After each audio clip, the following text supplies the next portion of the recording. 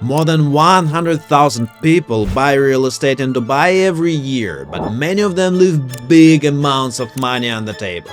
So in this video I'm gonna share with you our internal 8-step playbook that we've kept to ourselves for a long time, but today we make it public so you can get ahead of 99% of other real estate investors. Starting with step 1. Setting your goals. I have some bad news for you.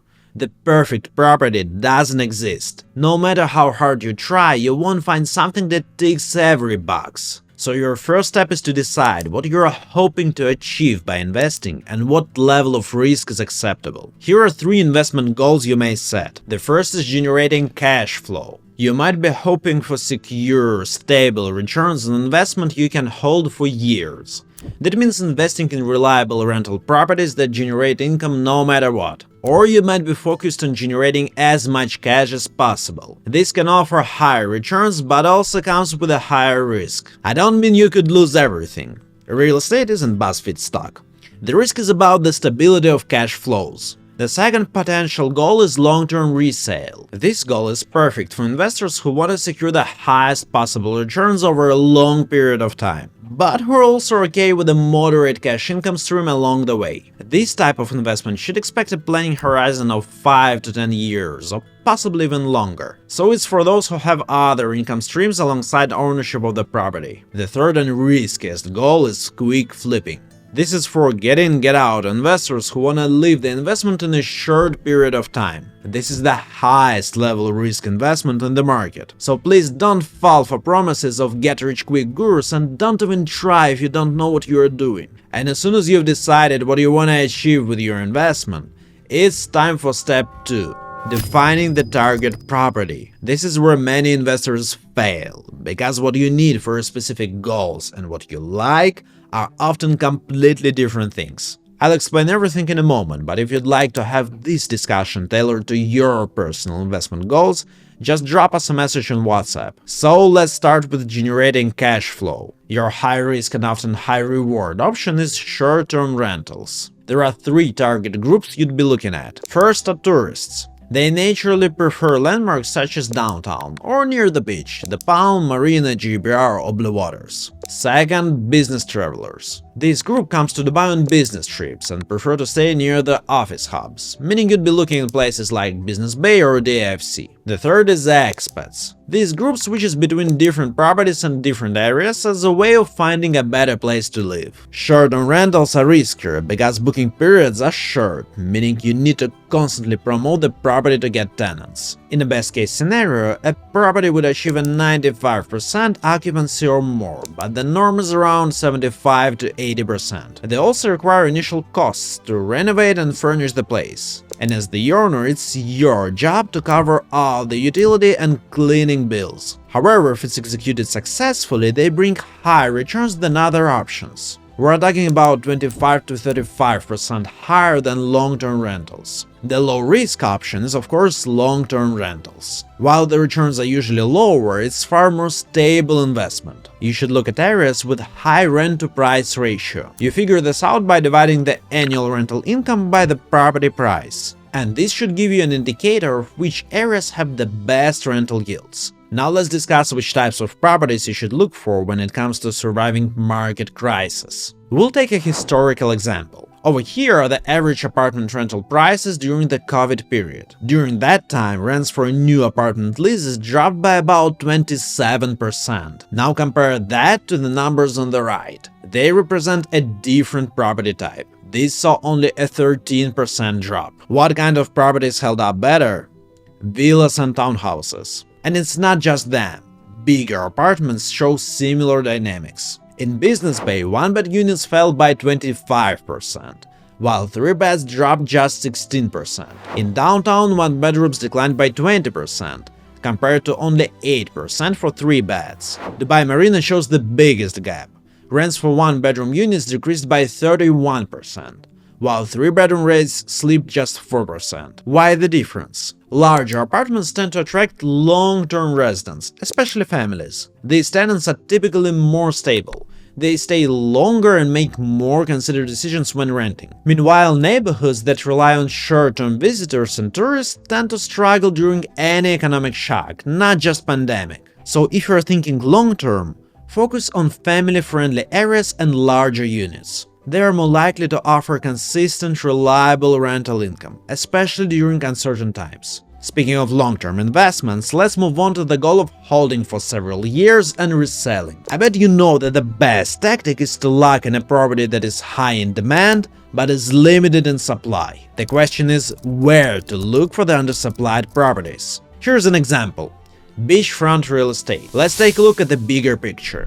These 35,000 units along the coastline here make up only a tiny slice of roughly 800,000 ready units currently available for investors in Dubai. This means that beachfront properties make up just 4% of the entire market. And if you do the same calculations for all the developments under construction, the percentage doesn't shift much. Depending on whether you include Maritime City or not, waterfront properties are only 2 to 3% of the total. This scarcity has made a real impact on performance. In recent years, coastal areas have seen property values climb far faster than any broader market. But waterfront properties are not created equal in terms of risks and potential returns. If you're aiming for the highest profit, your best bet is an early-stage project in an early-stage area. However, because they're early-stage, they're a lot riskier. If you're looking for a long-term resale and would rather avoid the risk, look for high-quality developers in developed by one-of-a-kind areas. For example, the Palm Jumeirah,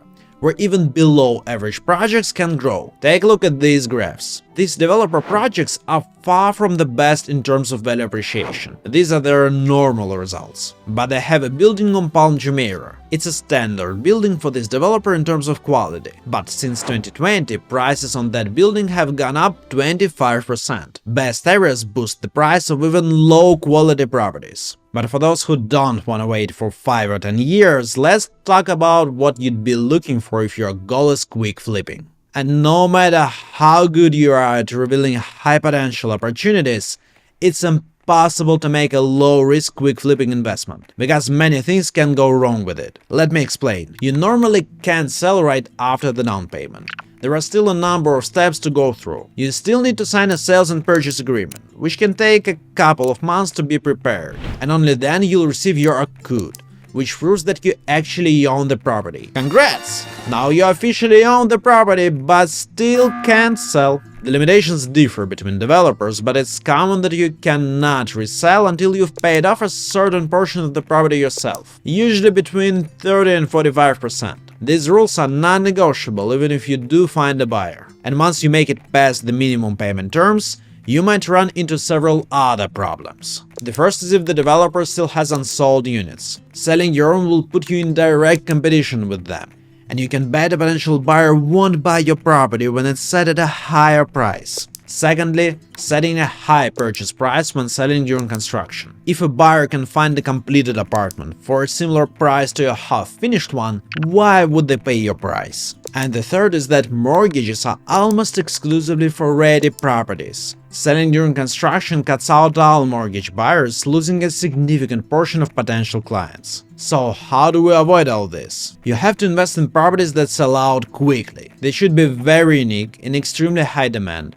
and you need to be able to meet the minimum payment terms. It's high risk and it's only possible with a growing market. But there are success stories. Take a look at Bay Grove Villas by Nahil. From the start, you can say that this project would likely flip successfully because the initial demand far exceeded supply. Many investors failed to secure unit despite being ready to pay millions for a villa. From April 2024 to February 2025, the average investor who resold their property achieved a 13% higher price, and some got a 23 or 25% upside. So look out for units in great locations with limited supply. If there are several thousand apartments or villas under construction, you have no leverage. A developer with low number of units that are likely to sell out, creating a high demand and increasing your property value. A rising market. If the market is skyrocketing, this strategy is much more likely to work in your favor. But if some world leader is starting a global trade war and Ray Dalio is predicting something worse than a recession, I wouldn't do it. But hundreds of hours spent searching for the perfect type of property would mean nothing if you make just one mistake. And to avoid this and dozens of other mistakes, reach out to my team. We'll help you select the right property based on your investment goals, analyze every aspect of it, secure the unit, and support you throughout the whole process. We handle everything end-to-end, completely free of charge. So call or WhatsApp us, scan the QR code, or click the link in the description to get a free consultation with my team. So the next step is assessing execution risks. It's easy to choose the wrong developer, and developers can be broken into 4 categories. The first are market titans. They're really established in Dubai, having delivered up to hundreds of projects. They're consistent in reputation, quality, and construction timelines. Their downside is their flexibility. They may require strict payment plans like 75-25 or 80-20, meaning you pay a huge portion during construction. You can expect this from developers like Imar, Nahil, and Miraz. Second, challengers. And they are not as huge as market titans, but are actively growing and successfully competing with them. Sometimes their buildings are even better quality, and they often have more flexible payment plans, like 60-40 or even 50-50. Ellington, Shoba, Bengati, and MTAs are all in this category. The third type are selling not that good properties. These units are usually lack liquidity and are difficult to resell. It's hard to spot these developers if you're outside the market, but a good broker will know them. The fourth type is the newcomers. These are the developers who are new to the Dubai market or haven't been there for long. They're likely to offer more affordable prices and provide you with greater flexibility. Something to keep in mind is that a new developer does not equal a bad developer. They might even be better to work with, as they occasionally sell cheaper than well-known developers. So how can you make sure they're a good one? There is a system to reveal these hidden gems. Step 1. Look into their past work, but focus only on completed projects. If they say they've already delivered properties in other countries, that's a solid starting point. But careful, make sure you're double-checking the facts. Are those overseas developments legitimate? Can you find recent verifiable reviews from actual buyers or tenants? Next, take a look at who's doing the construction works. Some developers come from a construction background themselves, so you can often trace the quality of their past work. But here's a tip. The term contractor can mean just about anything. Even a company hired to clean up the site might be considered a contractor. Make sure you're looking at firms that handled major parts of the actual construction. Finally, research the leadership team. A developer backed by former top managers from other big developers is usually a safer bet. These are the people who've been around the industry, have real experience, and aren't likely to risk their reputation by overpromising or under-delivering. Once you've made sure your developer is reputable, you need to be on the lookout for delays. The thing is, any developer, no matter how good they are, can encounter delays for a number of reasons. If a developer claims they've never had delays, then it's likely they haven't been on the market for long. If they are rare and short-term, it won't be a major problem. But even if you found a great developer, you can make an awful investment if you select the wrong unit. So let's discuss how to do it right. At this stage, your goal is to choose the most unique unit possible to ensure it's in high demand by the market. Here's a non-exhaustive list of things to look out for. Great views, especially waterfront views and iconic landmark views. This often adds around 20% to rental price. Balanced indoor and terrace area size. This is especially important for small apartments. Spacious built-in wardrobes and walk-in closets in prime units. Spacious kitchens and closed kitchens. Having a closed kitchen is important for some nationalities. For villas and townhouses, another big factor is proximity to amenities. Being near but not directly backing into the pool, parks or shops is a major resale advantage. Vastu and Feng Shui compliance. Many of the real estate buyers in Dubai come from India and China, and this is a big deal for them. South-facing terrace, north-facing entrance, position of kitchen and bathrooms matter a lot. But all that was a qualitative analysis. Now let's run the numbers. I want to make this practical and take a real project. Say we're looking for a 1-bedroom and are considering a 1-bedroom apartment in Cove Grant by Imtiaz. Cove Grant is a 21-story residential building currently under development and with an estimated handover date of August 2027. 1 beds are priced at around 1 million dirhams or $270,000. The building is quite standard for Dubai with amenities such as a gym, a pool and kids play areas. But all the apartments are coming fully furnished and fully designed. But how will we measure the investment attractiveness of this property? Firstly, we'll look at cash-on-cash return. This is a simple way to assess the percentage paid back by rent. Basically, it refers to the cash you make against the amount you invested in the property. The higher the number, the safer the investment. Even if your unit doesn't appreciate over time, you will still make money from rent as long as you own the property. Secondly, we'll look at ROI or return on investment. ROI combines cash flow and property value appreciation and uses that to assess the overall profitability of the investment. So, you've found your unit.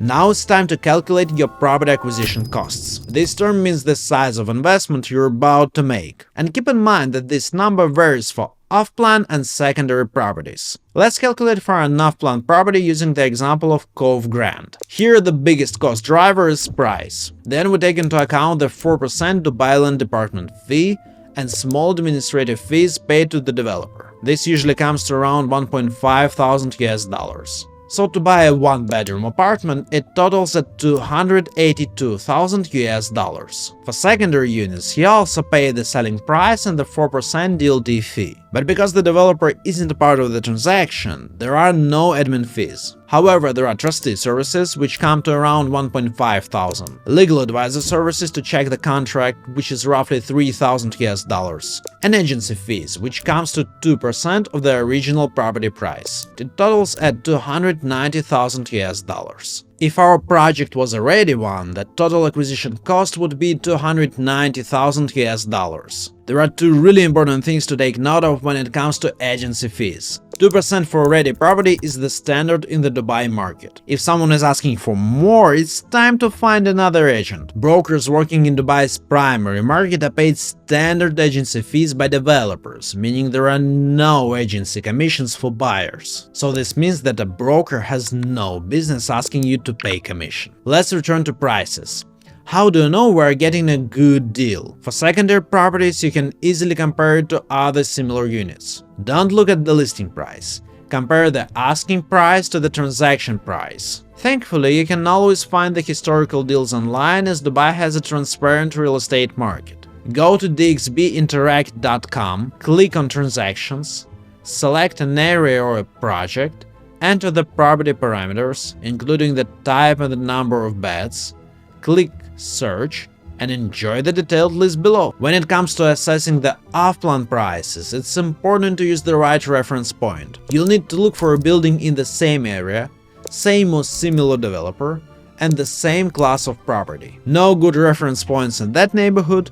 Look at other areas. Think about how this development is priced in comparison to finished buildings on the market. Your next step is to spread the property acquisition costs over time and think about payment plans. Let's start with off-plan. Developers will offer structured payment plans like 50-50, 70-30 or 80-20, where part of the payment is made during construction and the rest after the handover. As I mentioned before, established developers often have stricter payment plans. Developers like Emmar usually have 80-20. This is because their buildings tend to sell out hours after the project is launched, meaning there is no need for them to offer flexible payment option. Remember that your payment plan, especially the frequency of payments and what they are tied to, will affect your investment case. Payments can either be tied to construction phases or to specific dates, or both. And if it's the construction phases, a developer might provide you with an estimated timeline so you can plan your cash flow ahead. But there is a catch. If the construction is delayed, you won't have to make up the next payment until it's completed. But if the construction moves faster than the developer told you, you'll have to make your payment sooner to match. So if you're locked into a payment plan, make sure you can access your finances quickly. And once the construction is complete, there are two payment scenarios. The first is paying all the outstanding balance in one lump sum. The second is entering into another payment schedule. It's common now to pay 30% over 20 or 30 months after construction is complete. One thing to note is that the benefit of flexibility does come with a price tag. Some post-handover payment plans increase the price per unit by up to 10%, which will lower your ROI. It's a good option if you plan to rent out the property and don't want to move money from another investment. You can use the rental payments to cover the needs of your payment plan. All of that being said, let's get back to our exemplary investment case. We're choosing between two real payment plans offered by MTS. 50/50 and 70/30. Let's place the payments on a timeline. In the case of a 50/50 plan, your upfront investment will be almost $66,000 US. Then you'll pay $27,000 in 2025, $40,500 in 2026, and in 2027 you'll pay the outstanding amount of $148,500 US. For the 70/30 plan, your upfront payment will be almost $73,000 US. The difference is because of the higher price. In Cove Grant, the post-handover payment plan makes the price 10% higher, so in our case it's $297,000 US. During the construction period, you would pay around $30,000 in 2025 and $59,000 in 2026 and 2027. And after the construction is finished, your payments would be $29,700 for 3 years straight, because you would pay 1% of the total price every month.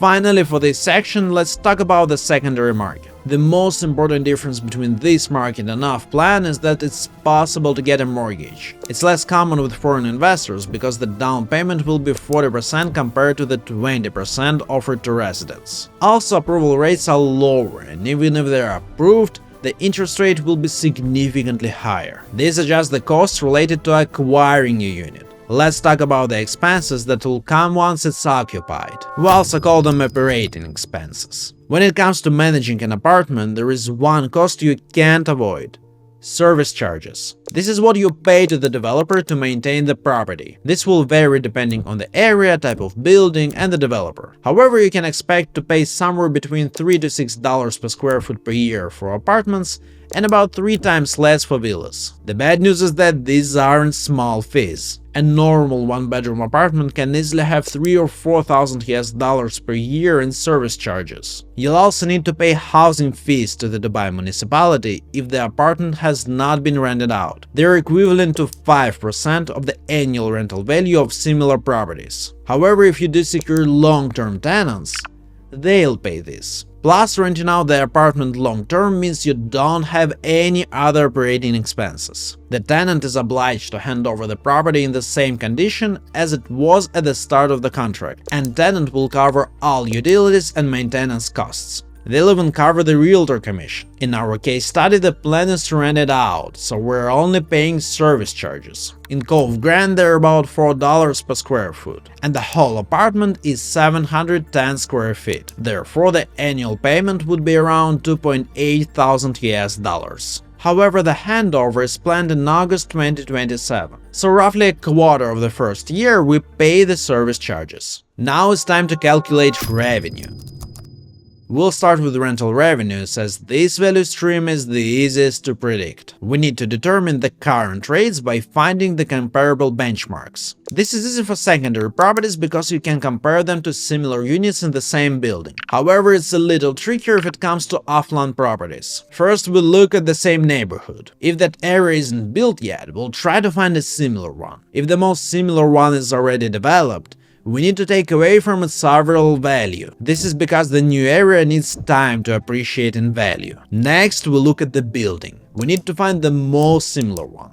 Ideally, the same developer and the same class. For example, you shouldn't compare Ellington to Azizi, or Address by MR, which is a premium building, with a more simple MR residence. Often you'll be looking at the first project the developer is building in the area. So in that case, find the closest match by a similar developer. If there is still no good comparison, we can try to estimate the numbers relative to your chosen developer's performance in other areas. For example, if Bengati's units are usually rented out for 20% more than similar Samana's units in the same area, then we can apply the same ratio in our case. Third, look at the type of unit. Things to consider are the number of bedrooms, studio, 1 bedroom, 2 bedroom or more, square footage, floor, view, and furnished or not. Once you figure out the current rates, you may estimate growth. Rent increases yearly in Dubai, but it's your choice to take this into account or not. If you want to be on the safe side, then make a conservative assumption that the prices will not grow. But if you decided to factor in growth, then you need to base it on something. One possible approach is to take the historical growth rate and assume the future trend based on that. This is obviously tricky. The future trend can be different. Another way is setting the target number based on the rates of other properties and assuming the time period needed to achieve it. You also need to remember that Dubai has regulations to protect its tenants when it comes to rent increases. The government body called RERA, Real Estate Regulatory Agency, calculates the smart rental index for each building. Here are their conditions. If the current rate is less than 10% below the market value, no increase is allowed. If the rent is 11 to 20% below the market value, a maximum increase of 5% is allowed. If the rent is 21 to 30% below the market value, a maximum increase of 10% is allowed, and so on, with a maximum possible increase of 20%. And if there is a market average growth that allows for a rent increase, the owner must give a 90 days notice, and if you don't, you'll have to wait another year. They also have strict rules about evicting tenants, so you can't just kick out the current one and find another. There are only 4 reasons you'll be allowed to evict a tenant. First, personal use. This is if the landlord or their immediate family intends to occupy the property. The landlord must provide a proof of this intention and give a 12 months notice. Second, sale of the property. In this case, the landlord also must notify the tenant with 12 months notice. Third, significant renovations or redevelopment. If the property requires major renovations that make it uninhabitable, the landlord can refuse to renew the lease. This also requires a 12-month notice. Fourth, tenant's breach of contract. If the tenant violates the terms of the tenancy agreement, such as by not paying rent, the landlord may refuse renewal. So, it's not that simple. Now let's apply all these inputs to our project. We did our research and realized that now there are no comparable buildings in the area. Cove Grand is located in Dubai Land Residence Complex, and until recently no big developers were building there. So what we do is a relative estimation. There was a similar case in another area, Al Furjan. There, Imtiaz has built a project that has a much greater quality compared to any other ready one, so the rental rates were 40 to 60% higher than the area's average. We assume that the same will happen with Cove Grand in Dubai Land Residence Complex. There, an average one bed is rented for $14.5 thousand US dollars. A 40% higher rate is $20.3 thousand US dollars. And if we compare it to other areas of the same class, it doesn't seem overrated. One bed in Westwood by Imtiaz and Al Furjan is rented for $27,000 US dollars. And Westwood Grand in GVC is also the same rate, $27,000. So it's $20.3 thousand, and we want to be on the safe side, so we assume no rental rates increase over years. So here's our rental returns on the time scale. We would not make any rental income until 2027 because the building would be under construction. And as the handover is in August, we should start making money sometime around October. This would be $5,000 in 2027 and $20.3 thousand per year going forward. What you should note is that such rental revenue won't be enough to cover the service charges and post-handover payments. However, it's a conservative scenario, and even in this case, it covers roughly 2/3 of the expenses. Now, as this project is a 100% residential area, it isn't suitable for a short-term rent. So for the purpose of this study, we won't look into the fees associated with Airbnb. So you've assessed your operating costs. Now let's look at how our unit will appreciate over time. It's impossible to know for sure what the growth rates will be over the next years. So what we need to do is create conservative, realistic, and optimistic growth scenarios and project the growth based on those. Keep in mind that we can't account for crises, wars, pandemics, crazy tariffs, and other macro shocks, because these are always unpredictable. We need to start with the market forecast, meaning how we think the prices will act on average. Here are some data points to consider. First, the average 10-year apartment price growth in Dubai real estate is 3.5%. As this period contains different economic phases and includes the COVID crisis, this number can be used in a negative scenario. Second, there are always some comparable ready properties. And it's fair to assume that the off-plan unit will reach the price level of the ready one when completed. This approach can be used in a realistic scenario. Third, these comparable ready properties will also grow while the off-plan property is under construction. So at handover, the new unit will reach the price of other ready properties after the increase. This is an optimistic scenario. Normally we do all three, but for our case study, let's go with a negative scenario. Now we apply the 3.5% market growth, and in 5 years from now the property price will reach $331,000. That's a 22.5% increase from now. Using this approach, don't fall into the trap of overpriced properties. In our case, the post-handover payment plan increases the price by 10%, so the value appreciation should be modeled based on the lower price. Now let's put everything together and calculate the key investment metrics for both payment plans. First, 50/50 plan. According to our case modeling, the total spent in 5 years would be $291,500. Rent would generate $61,000, and selling the apartment would bring us an additional $331,000. What does this mean? We divide rental revenue by total spend and get cash-on-cash returns of 21%. This metric shows what share of the invested amount can be paid back by rental returns.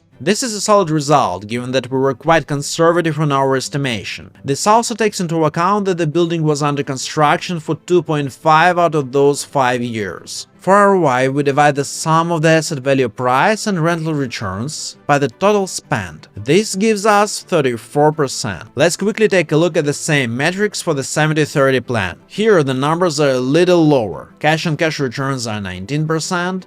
And ROI is 23%. The difference comes from the higher apartment price because of the more flexible payment plan. Overall, these numbers aren't bad, especially because it's quite a conservative scenario. And we do this kind of assessment for every investment opportunity our clients are serious about. If you're ready for our help, just drop us a message. If you're still exploring, invest your time in learning more about the best areas to invest in. This video will help you. Check it out.